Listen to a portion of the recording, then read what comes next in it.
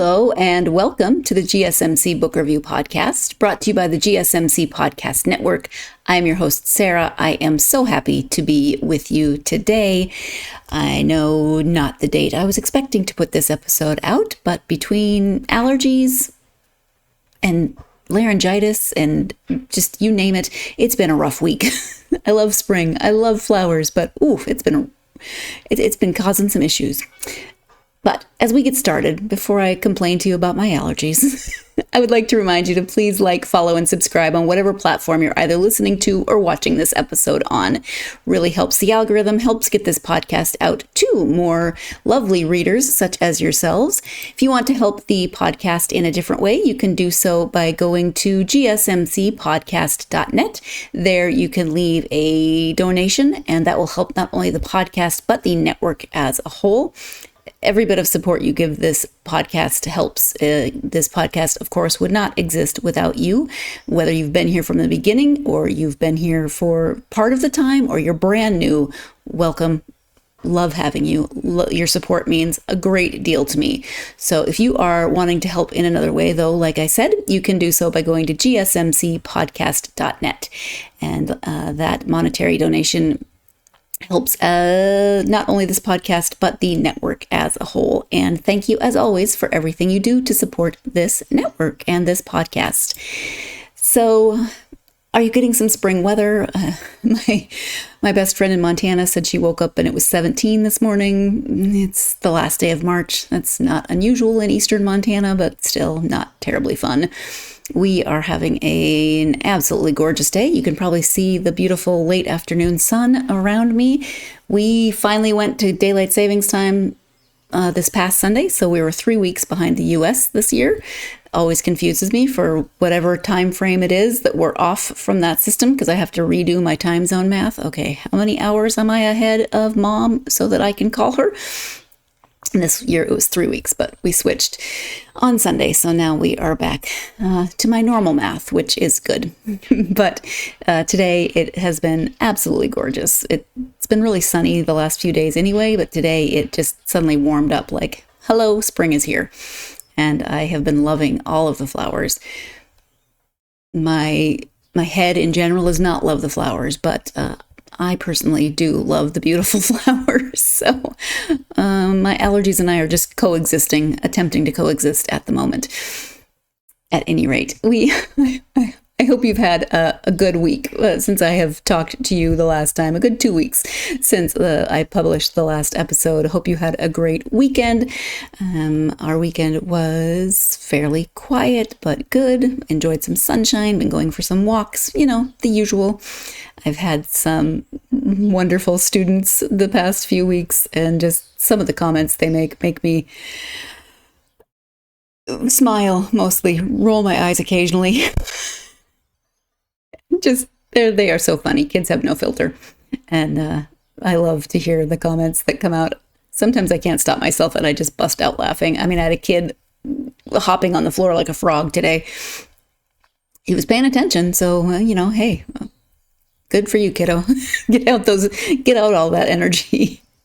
At any rate, we are here to talk about books, and I have a returning author joining me today. Corey is next week's author. Spoiler alert. J.D. Sanderson is with me today to talk about a collection of books. He was here for the first time when he published his first book, A Footstep Echo, back in 2018. And now, almost 6 years later, he is back to talk about A Footstep Echo again, but with a twist. It is A Footstep Echo, the complete collection.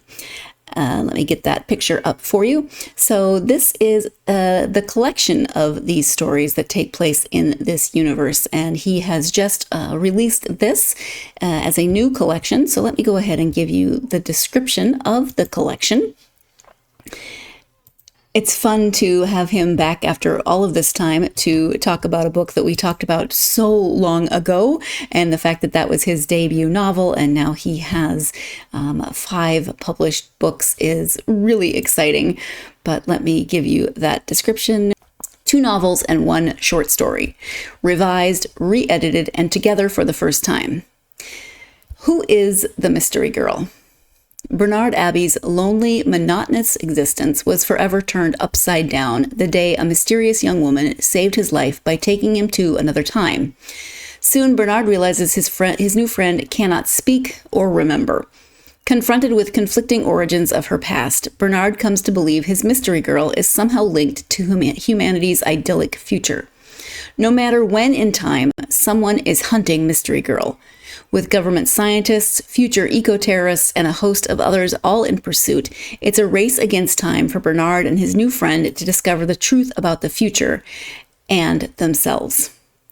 So that is a description of a Footstep Echo, because that's the first story in the collection, and that's where this all jumps off. But then you get the whole series. So 2 novels and 1 short story in this collection. We'll be talking about them as much as we can. Of course, you know, the trick with series is that you can't talk about too much because it's going to give too many spoilers, especially with science fiction and with a book that involves time travel.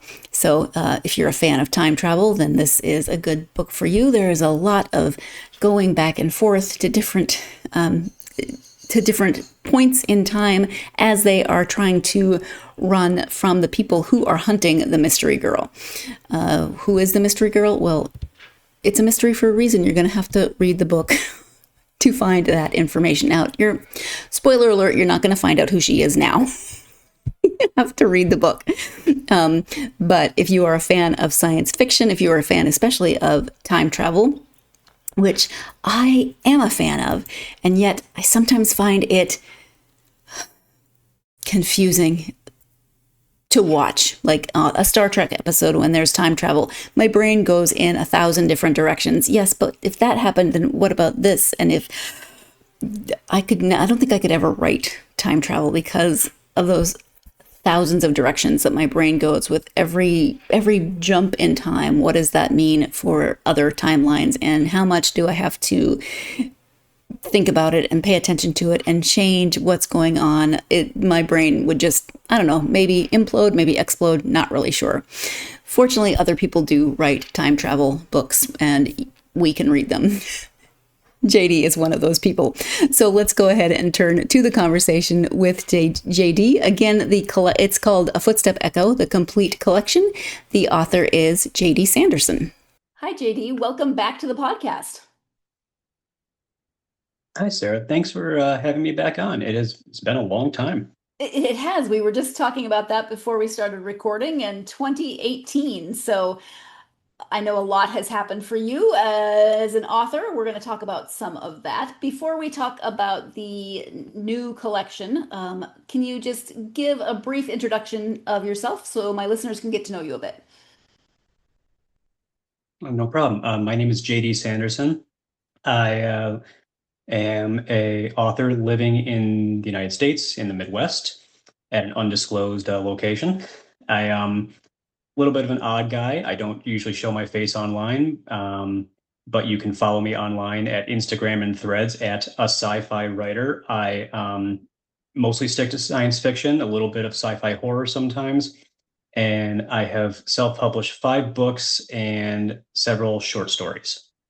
Which is one of those changes that I mentioned when you were first on the podcast. We were talking about A Footstep Echo, which we'll be talking about some today as well. And that was your debut novel. So since then, you've published 5 novels, which is really exciting. I suppose you could say, 4.5, because one of them is just a collection of other books that I revised, which is the one we're talking about today. Which is the one we're talking about today. So yes, so we are talking about a collection which does include A Footstep Echo, the book I mentioned. Can you give an overview of the collection? Okay, so the whole collection is A Footstep Echo, the complete collection. I didn't have the most creative title, but what it is it's a collection of 2 books, which is a duology, a time travel duology, A Footstep Echo, and the sequel, which was called The Clock's Knell. And then there is a short story called The Simulant, which is in the same universe. That story originally appeared in my short story collection Around the Dark Dial in 2020. And I kind of wrote that as like kind of a little Easter egg in the short story collection I was doing for anyone that had read my previous work. They're like, oh, this is in the same world. And even though it has different characters, it still ties in loosely to the events that are going on in the main two books. Okay. And the main two books I wrote a long time ago, and I've grown a lot as an author. And recently, when I had one of the old books in my hand to do pictures, as you do online. And I looked through a few pages. I'm like, this has a lot of first book mistakes in it. Okay. Not like I didn't have problems with the story. I didn't have problems with the characters. But I went back, I'm like, I used a fair amount of crutches, words that I used over and over again. There were Hmm. some things that, maybe I leaned a little too heavy on some of the adverb stuff. And I thought for like 2 months, like, should I go back and redo these and because I wanted to put them into one volume. And I decided, yeah, I might as well. So for like 8 months on lunch breaks here and there, I just would go through and edit a little bit of the stories. I didn't change any plot points. I didn't really change any characters. I just kind of smoothed out the writing, and I found one plot hole that I had not resolved previously, so I just added in a couple paragraphs to make that make sense. But Mm.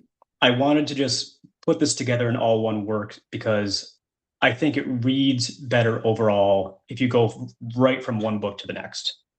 That was my one of my follow-up questions was, do you feel like this reads differently if you have them all collected in one space so you can just go as though it's one very long story? Yes. You probably notice that the books are divided into parts. The first book has 3 parts. The second book has five. I experimented with a 5-act structure instead of 3-act one in the second book. Hmm. Um, Probably because I get bored really easily and always am trying to find new ways to do things. Um, but I had seen some reviews online saying like, this I enjoyed it because I read from one of the other, if I had just read one book, I would have been like, well, this is kind of a half finished thing. And I always Hmm. knew I wanted to complete the story in that first book. Um, but I kind of wrote it in a way it almost reads like an 8-part miniseries. Like if you were streaming something, you go through all 8 parts and the story resolves. And so it was really exciting to go back and reintroduce myself to these characters because I hadn't thought about this since I published the second book in 2019. That was it. And I kind of went out on my way to end the series with the second book because I didn't want to be that person who, and no judgment against this. There are some people who like will carry out a series for 8 or 10 books, and that's Right. cool. But I knew I was going to run out of creative juice well before that. Okay. So, having said that, probably no possibility of you returning to this particular universe, book universe for future stories. No, probably not. While I'm really proud of this book and I'm really glad that I went back and re-edited it, and I think it looks a lot more professional now. There were also, I wasn't that great with Kindle Create back in the day. And, Mm. I was a relatively new parent. So, you're up all night and you're just working, at your job and everything else. So I didn't have time to learn it. And now I've gotten a lot better at it after publishing some subsequent books. Hmm. So the formatting looks a lot better. I love the fact that it's got this, the table of contents is massive in this book. And, you can, so I also put in a little introduction that explains why I did this and why I wanted to go back to it. And also, I wanted to point out that I did not take the old books offline. Hmm. Probably because I'm a fan. I'm old enough. I'm 43. I'm old enough to remember the original cuts of Star Wars, and I always wish I could watch those two along with the special editions. Yeah. So, if people want to see the older imperfect versions, they're online. They're still there with the awesome covers my wife made. She made this one too, which is awesome.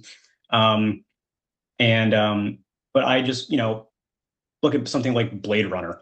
It exists. It exists in like 5 or 6 copies you can buy in one big box set, Hmm.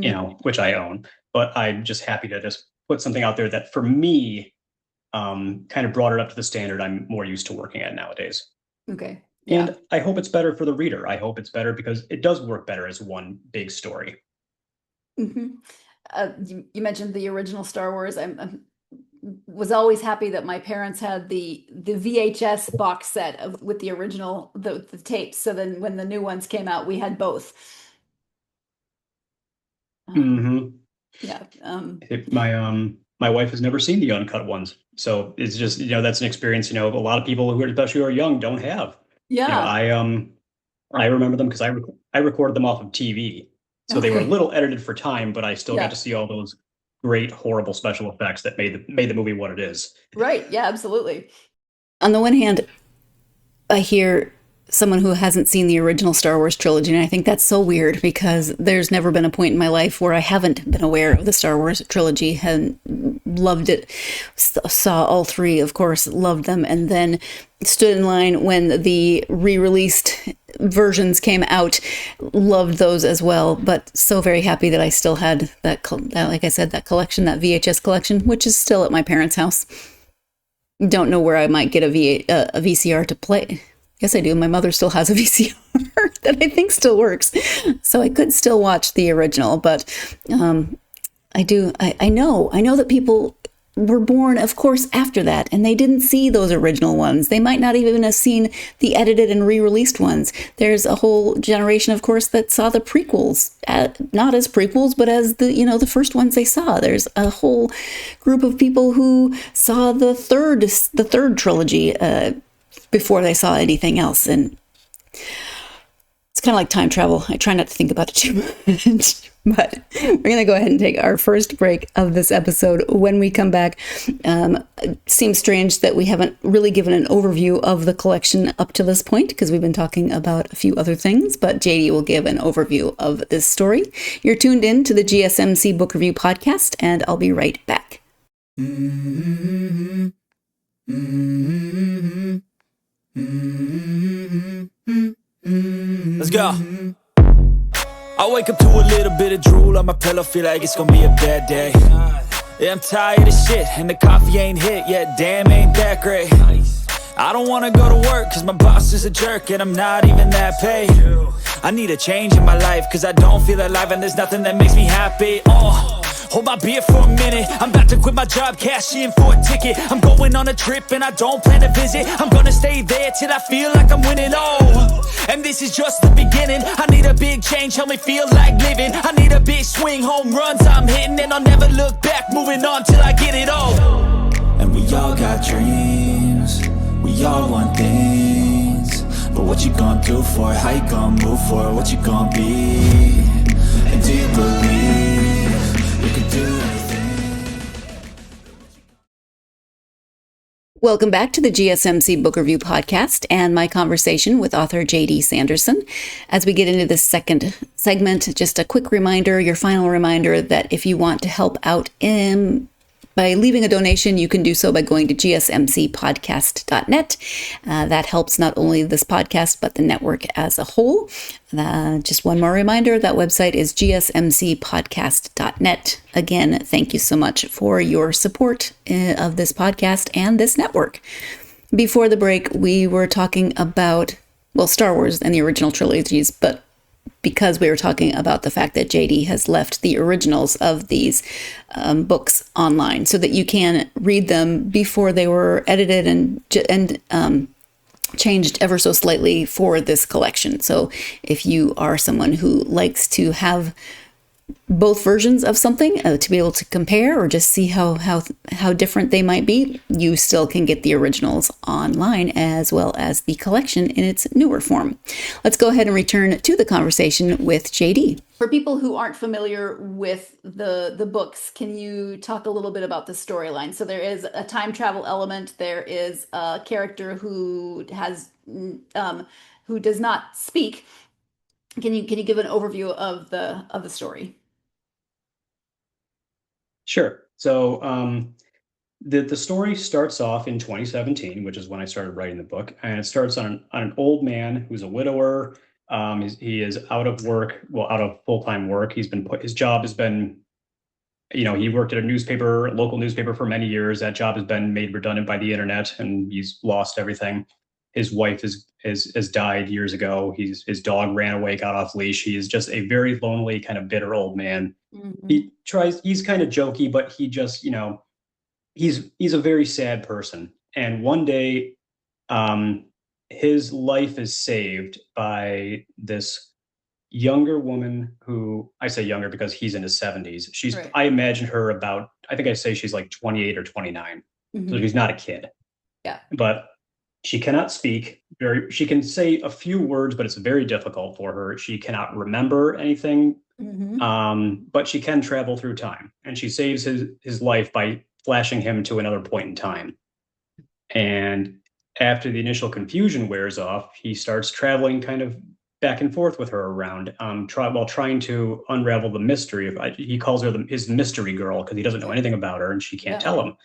And along the way, they meet two different people who explain, who have different versions of her origin, vastly different versions of her origin, and he doesn't know which one is true.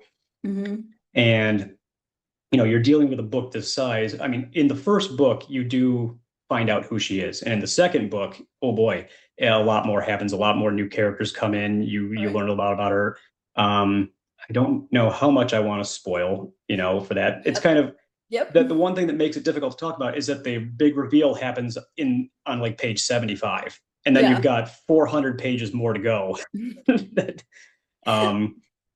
But I am kind of proud of the fact that no one seems to see it coming when they realize who she is. Which is a lot of fun. That is good. That means I did my job well. Yes. Yeah. I'm sitting here thinking, am I willing to trade my memory and my ability to speak for the ability to travel through time? I don't know. I don't think I am. Yeah, no, I don't think she would be either, because it happened to her by accident. Yeah. It was never supposed to happen. And later on, I will say that she does get her memory back, and she does reunite in ways with the people trying to find her. And but it doesn't all go swimmingly. There's a lot of things that come her way, and that come the way of Bernard, the old man. The first book I described as Doctor Who meets the Bourne Identity, because there's a time travel element, and there's a lot of fantastical future stuff, and there's a lot of mystery about who this person is. The second book is like Doctor Who meets the girl with a dragon tattoo, because it turns into a serial killer mystery in the future. Okay. The original tagline for the first book is who. Yep. Sorry. Go ahead. No, go ahead. I'm sorry. No, it's okay. The tagline for the first book was "Who is the mystery girl?" The tagline for the second book is "Someone is hunting the mystery girl." Maybe sometimes getting your memory back is not a good thing, because then if you've ever done anything not great, somebody might look you up. Right. And that's all I will say about that on the plot aspect. But I think it's a great story, and I hope more people check it out in its entirety. You mentioned in your introduction to this collection where you're talking about deciding to go back and rewrite it, but you said when you started writing, you wanted to, if anything felt like a trope or a theme that you'd already seen, you didn't want to use that. So what was that process like for you to try to write something that was not your traditional or your usual sci-fi tropes? Frustrating. You grow up absorbing stories your whole life, whether you realize it or not. I'm a huge fan of old time radio plays. I grew up listening to those on cassette tape, that a relative got for me. I love classic science fiction. I grew up watching tons of Star Trek and Doctor Who and all this other stuff, Babylon 5, I watch a ton of science fiction movies. So I am inundated with tropes. They're just in your subconscious. You recognize them all the time. So anytime I wrote something, I would just be like, I don't think I like that. I'm going to go back and just do the opposite. And I understand that for some people, that may make the book hard to digest, because people oftentimes, not everyone, but a lot of people like comfort food. They like, this is the kind of trope I love. I love this kind of story. This is why I pick up this kind of book, because I love this. So when you see an author who goes out of their way to subvert all that, it's like the Joker 2 phenomenon. You completely did the opposite of what I thought you were going to do, and I don't like that. And I don't know. I think I just like experimenting and playing with things. Now my later writing is even more wacky. Like probably my most popular book is called After the Syzygy, and this one doesn't follow any kind of conventional narrative structure. at all. So I like to write like it's freeform jazz. I have no idea where I'm going to end up because I don't plan or plot anything. Okay. And it's always a surprise where I end up at the end of a story. Wow. Does that just feel comfortable to you, or does it ever cause you anxiety? It's comfort. It's comforting to me. Okay. It's very comfortable. The planning and plotting things out gives me anxiety because I would always bottleneck. I would get about 10 pages, 10, 20, 30 pages in, and I'd be like, no, I had a better idea. It doesn't follow my outline. I can go back and change this, and this. Oh, my new thing. And no, I'm not doing that. I had tried before my first book to write like 10 different books, and I always gave up because I would bottleneck and just quit. Mm-hmm. Yeah. And thank you for saying the word syzygy, because I have been looking at that book cover thinking, okay, I do not even have a clue. If I were reading that book, I would just, one of those words that I go over and my brain doesn't try. For people who are listening, it's can funny you spell because that word? like 10 different SYZYGY. It is an astronomical phenomenon where there is an alignment of 3 or more planetary bodies. Okay. Like you hear people talk about the planetary parades and how the planets are all going to be lining up. And that's what a syzygy is. Okay. This is my first encounter with that word. So thank you. You said that you feel like it's a more cohesive read for people, but talk a little bit more about the short story and why did you decide to, after 2 full-length novels, to also write a short story for this series? Because you asked me before, did I feel like I was ever going to revisit this world? And today the answer is no. But in 2019, I didn't have a lot of vacation time. My wife and my daughter was much younger then, went to Arizona with some family members. I had to stay home with the dog, and I was working. And so I killed time at night writing a short story a night, between like 3,000 and 6,000 words. I wrote one story a night for 11 nights in a row, and they were all inspired by my love of old time radio plays. So I wrote them with that specific feel. And one of the stories, like I started writing, and I was kind of going to write like a sentient, vaguely humanoid-ish AI story. And I'm like, oh, this reminds me of that. You know what? I'm just going to go for it.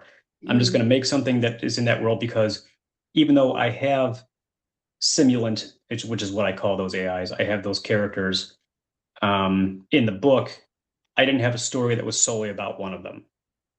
And I have found over the years that I like shorter work. For me personally, I'm glad I wrote these as novels, my Footstep Echo and Clock Snell books, but I am happier writing shorter stories nowadays. So when I expand on something previously, it's probably going to be in short fiction. Like After the Syzygy is a novella. It's 25,000 words. It's not a big book. In print, it's exactly 100 pages. Okay. And so the simulant I wrote just kind of like, as like a brain teaser. Well, if I was going to write this, I'm going to make it kind of like a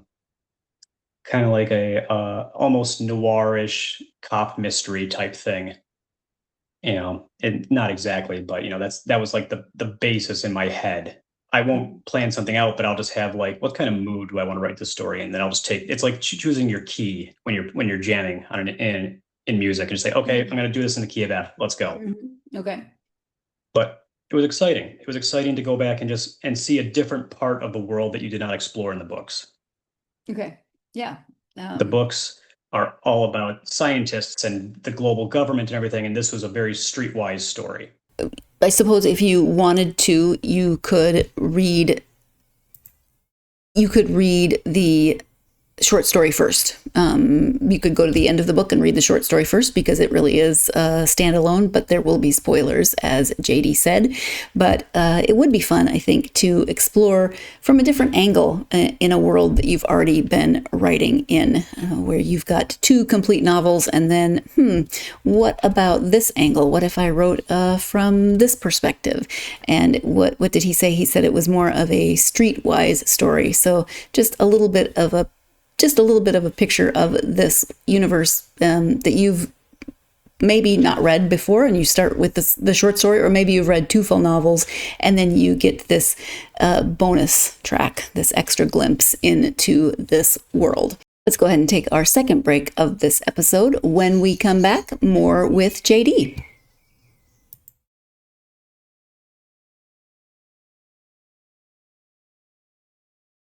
For the best and latest podcasts available anywhere, go to the podcast app on your cell phone and type in GSMC to access free content-rich podcasts on health and wellness, book reviews, sports, entertainment, relationships, social media, movies, technology, finance, and even weird news. Subscribe and download the GSMC Podcast Network's family of shows, available everywhere podcasts are found. Welcome back to the GSMC Book Review Podcast. Today I am speaking with author J.D. Sanderson about his new collection, starting with A Footstep Echo and the 2 books and short story that make up that collection. Let's go ahead and return to that conversation with J.D. Do you feel like it changes the overall arc of the collection as a whole, or it's just a nice secondary glimpse into this world? It's probably more the latter, more secondary glimpse. I mean, I suppose you could read it and then, well, it's like it gives you a larger view, because the world in the future in this world in the 2200s is quasi-utopian. A lot of problems have been solved. There's still some things that aren't great, but it's better, arguably, than what we have, at present. So, but I wanted to do a story that shows you the ground level, the street view of what's going on in that world. Are there still problems with bigotry or assumptions by law enforcement? Yes, there are on certain groups of people. Not everything. I don't believe that as much as I would love Star Trek to be real, I don't think Earth is ever going to get to that level of utopia, at least not in like the next, couple centuries. Right. But I guess I wanted to show that, here's a look at something that is alive, that is treated badly because it's doing nothing more than trying to mind its own business. And was in the wrong place at the wrong time. Yeah. Okay. Yeah. So it is that secondary glimpse, but it also gives you a kind of a more overall picture of the world that you've gotten to know in the books. Yeah, I played with, do I want to put this at the end or do I want to put this at the beginning? And I almost put it at the very beginning, but I figured it might spoil a lot of reveals. Right. I was almost going to put it as kind of like a prologue at the beginning of the book. And it's like, you're going to be like, oh, who's it? Then like, as you read the big novels, you'd be like, oh, I see this part there. I see this part there. Oh, that's like this. But then I just decided no, because, at first when you see someone with violent eyes who's super violet, excuse me. Yeah. Well, I guess that could work too, but with violet eyes who's super strong and fast, you don't know what it is. And then it's a big reveal in the first book. So then I just wanted to I decided to put it at the end because I thought it just made more sense. And it's kind of like, just like, almost like an end credit sequence, which is weird because I hate those in movies, but whatever works. Maybe we can come up with a better description of that. Yeah, it's not a prequel. It's not a hidden sequel, track on so a there CD. needs to be another word. Yeah, it's like a hidden track on an album that they used to have those. Yes. Back when people used to buy full albums, you'd have 10 seconds of silence, then an unknown track would start. Yep. Yes, we are both showing our age with that, but that is okay. Since this does involve time travel, which can be confusing to read and I would imagine write, how do you keep track of those details to make sure that everything will make sense for the reader? Most of the time I was able to kind of just see things in my head. I mean, I didn't have like a cork board with tons of string theory and post-it notes going on, like that scene from Always Sunny in Philadelphia. Yeah. I was just kind of just, I would just go back and just say, oh, yep, okay, that's where they were. I think I got it right. And time travel is a pain. It is very confusing to follow along, and it's even more confusing to write sometimes. But, I love time travel stories. I haven't written one since, but I do enjoy the holy crap, where are we now aspect of it. Yeah. How about world building? So when you thought about this world, since you are traveling to the future, was there a lot of world building, or did you just kind of let it develop as you were writing? I let it develop as I was writing. I knew I wanted it to be a slightly more, I wanted to say, what would it be like if we proceeded under a huge crisis and the world was built on top of crisis? Now, a lot of people do this. This is nothing new in science fiction. A lot of times it's like global warming, the coastlines have flooded and we have to rebuild society, or Mhm. an economic collapse, or an alien attack, or some kind of other disaster. So I chose a magnetic pole reversal because I think it's a real thing that could happen. And um, everyone else has done the global warming thing better than I ever could. I'm not going to top what those people have written, and I wanted to do something I haven't seen before, as is always the case. Um, and a magnetic pole reversal would be devastating if it ever hit. You would have cosmic rays getting through. So the world had to ruggedize in this future and concentrate on power storage and making sure information can still be transmitted. And this allows to like a new ridiculous tech boom and brings in power becomes nearly 100% efficient power generation and storage. It's not like a type 2 civilization for all my Kardashev scale fans out there. Well, what? But it is much, much better than what we have now. And so I built that. So also while they're ruggedizing everything, they're trying to make things a little bit more stable. They're trying to make things a little bit more efficient.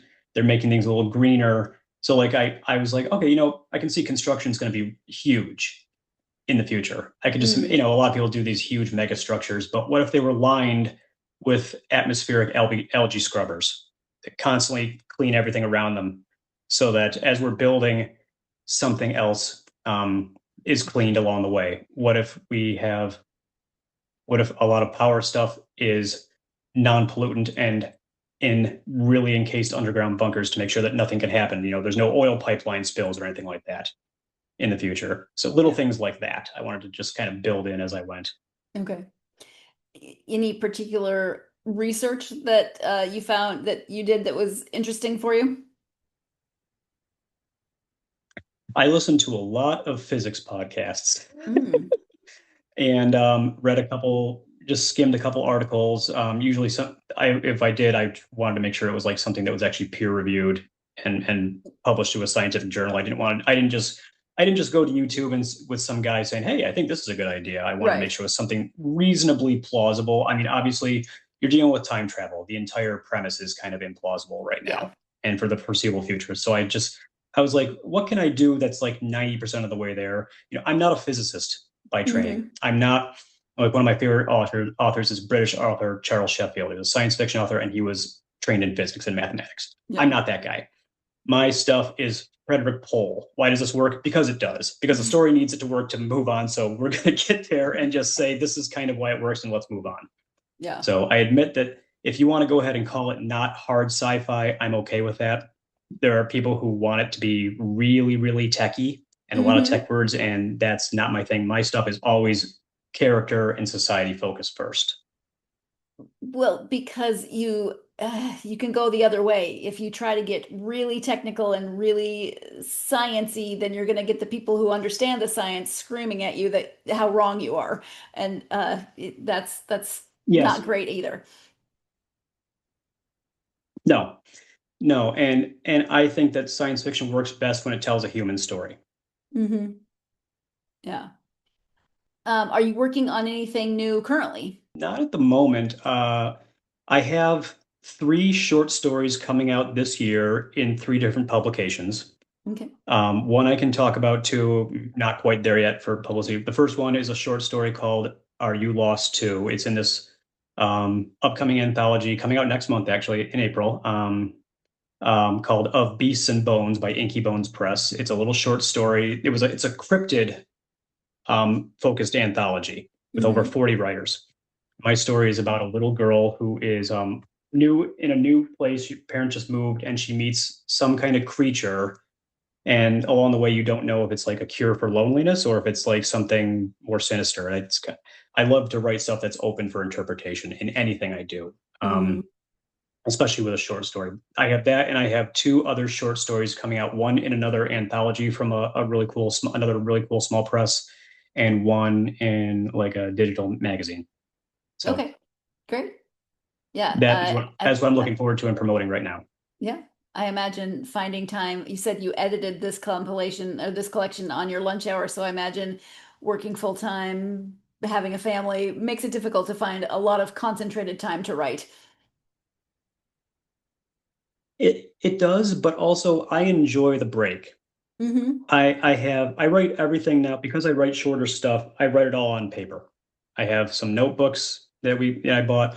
My wife and daughter gave them to me as gifts, and other ones I just got it with gift cards or whatever over Christmas. And I write a little bit, maybe once a week, a couple pages, and while my daughter and I are watching like a cartoon or something.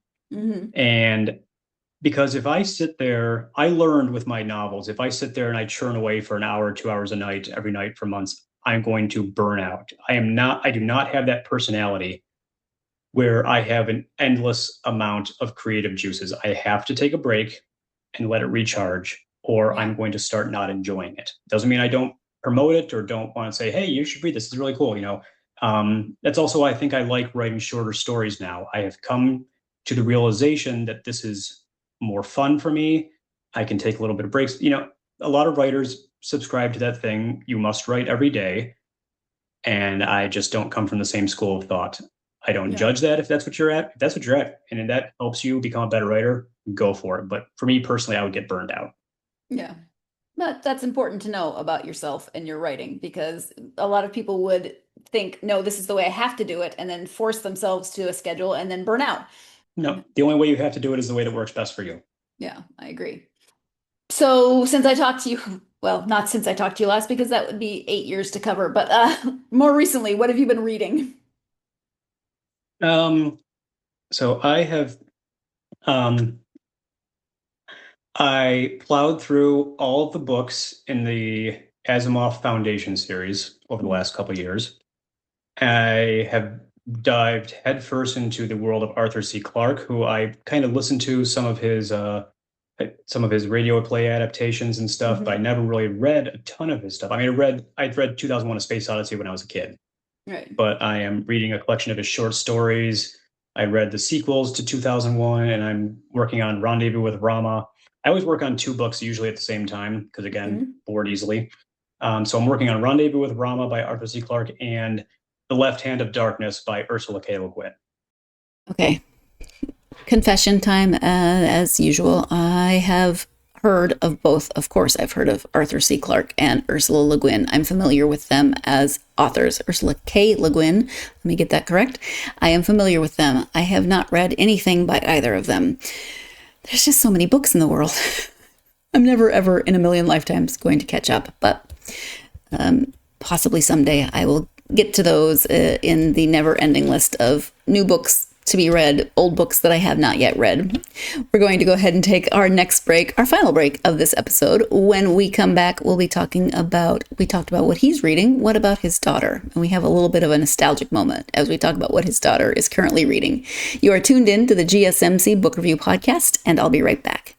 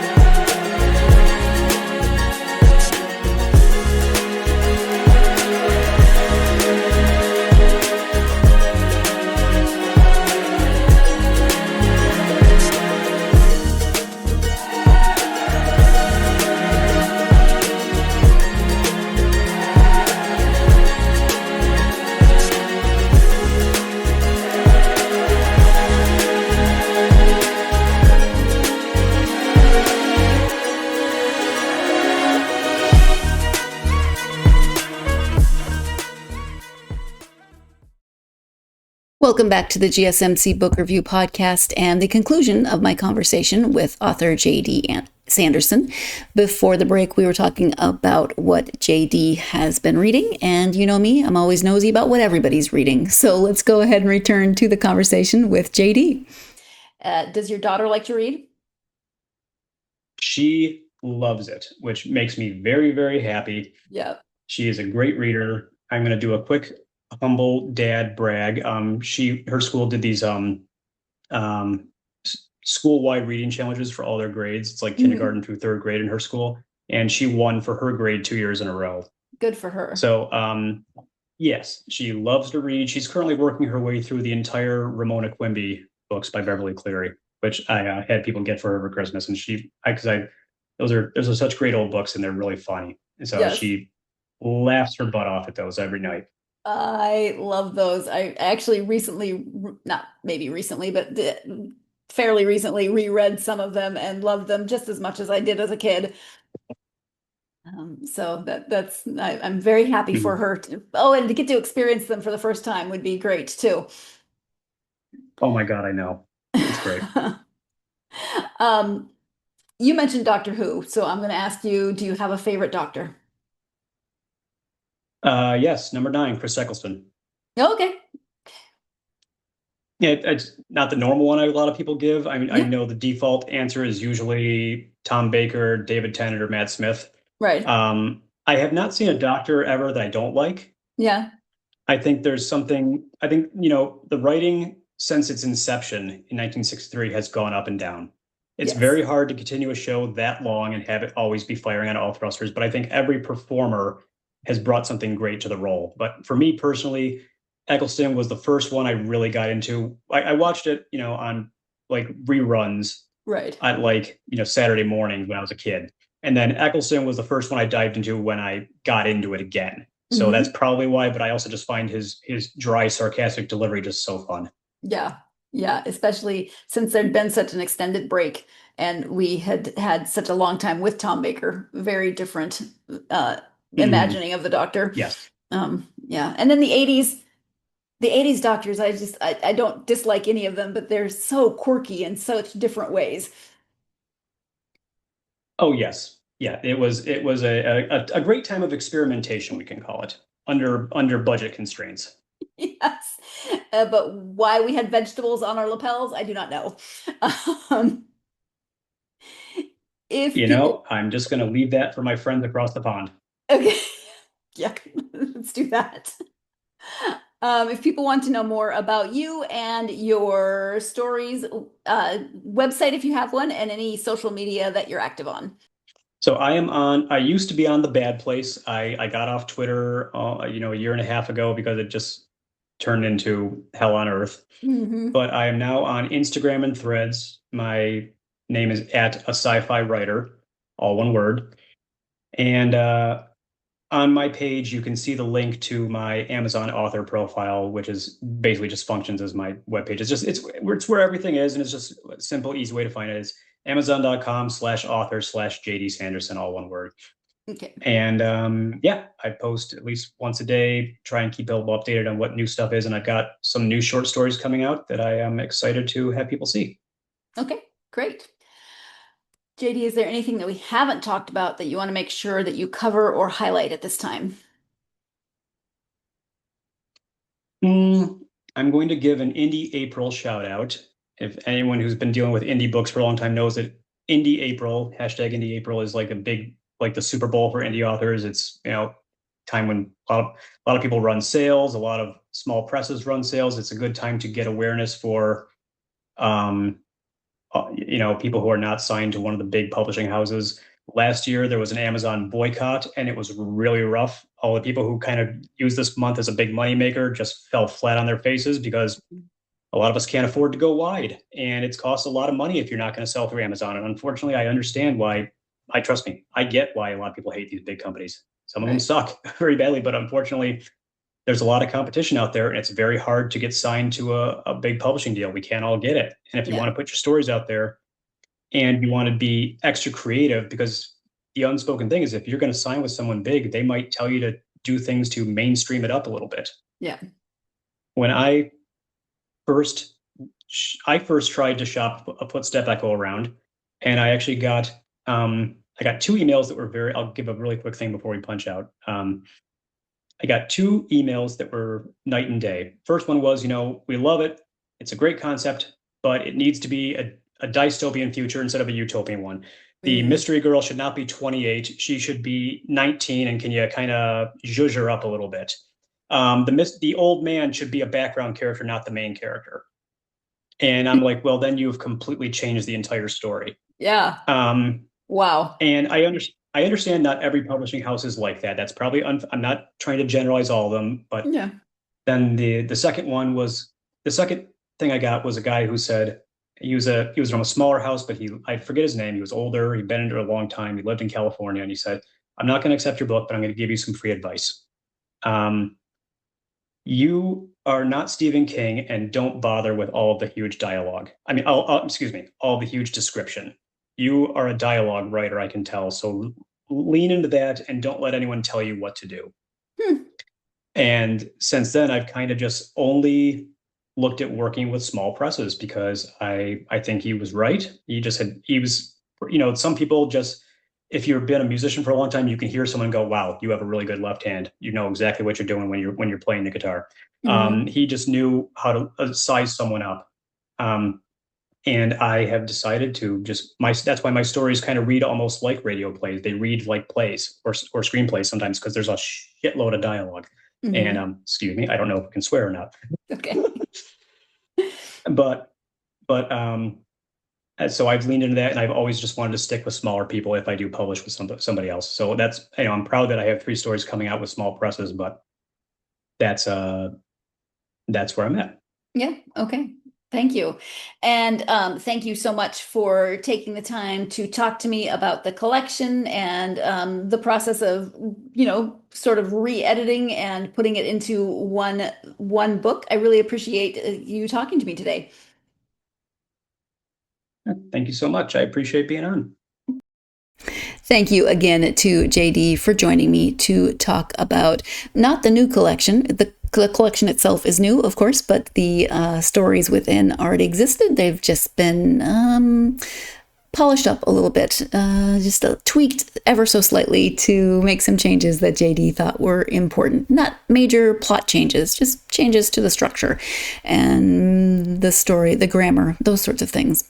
If you like to compare, you can still do that and compare how different they actually are.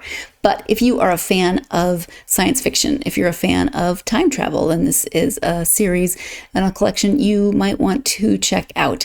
I really like Bernard and Mystery Girl together. In the interview, JD talked about one editor who said that Bernard shouldn't be the main character and Mystery Girl should be younger, like 19. I appreciate that Bernard is an older, retired character, main character, along with Mystery Girl. How often do we see that? Not very often. I love to read books with people of different ages, different backgrounds, different perspectives. And Bernard has lived a full life, and he has a lot of experiences. I don't know if it would have worked. It would have been a very different story had Mystery Girl been 19. Even if Bernard had stayed as a main character, it would have been a very different story. Of course, it would have been a very, very different story if he'd been a minor character and Mystery Girl had been the focus and the main character. I like the contrast between the two of them. And of course, the fact that when we meet Mystery Girl, she can not really speak, maybe a word or two here, but very difficult to get those sounds out, and has no memory of who she is or why she's running or why she can do this. It's an interesting combination. At any rate, something that you should check out if this is a kind of science fiction that you are a fan of. So thank you again to JD for joining me to talk about this collection. And thank you, as always, for joining me to listen to that conversation. You might want to listen to the next conversation as well. I'll be talking to author Corey Rosen about his book, A Story for Everything, Mastering Diverse Storytelling for Any Occasion. This is a companion book to his first book called Your Story Well Told. Corey tells stories, as you can probably see from this book, and he helps people to tell stories. So in this case, the book is divided into 3 sections. We have work or business, stories to tell in a work or business setting, a school setting, and finally a personal setting, maybe a eulogy, maybe a toast at a wedding, different kinds of things, different points in your life when you might find that telling a story is the better way to have the conversation. Okay, so how do you go about doing that? Well, Corey has written a book for you to find out some ideas about how to go about doing that. We've already had the conversation. It is recorded, so hopefully you'll tune in for the next interview. I really enjoyed talking to Corey. It was a lot of fun. I mean, the man tells stories and writes about telling stories for a living. So it is fun. It was fun to listen to him tell stories and have him on the podcast. So I hope that you will join me for that conversation on the next episode with Corey. In the meantime, as always, if you're a fan of this podcast, please remember to like, follow, and subscribe on whatever platform you're either listening to or watching the episode on. Helps the algorithm, blah, blah, blah. You know the drill at this point. If you're new, it helps the algorithm. Something else that helps the algorithm is to leave a positive review. Algorithms run the world. Reviews help those algorithms. So if you've ever enjoyed a story from an author on this podcast, leave a positive review. I would really appreciate it. And it definitely helps the podcast get out to more readers such as yourselves. You can also follow the podcast on social media. We are on Facebook, Instagram, TikTok, X, and Blue Sky. So come find the podcast on one of those places if you are on any of those social media platforms, and tell me if you listen to the interviews, what you think of the books, that if you're going to find one of the books to read, what you're excited about reading. Even if it's not about one of the interviews, come tell me what you're excited about reading and what you're reading currently. You hear me ask, what are you reading, to every person I interview. So come tell me what you're reading. Because if you know me, if you talk to me for any length of time, I'm going to ask that question. So just avoid the question and answer it on social media. That would be great. I hope you're having a great week. I hope you're enjoying some beautiful spring weather, but no annoying spring allergies. If you are, I hope you have some really good allergy meds and whatever else helps you feel better. Whatever, though, is going on, whether it involves spring weather, allergies, or none of the above, I always hope that it gives you plenty of time to get yourself lost in a good book. Thank you so much, and I will talk to you next time.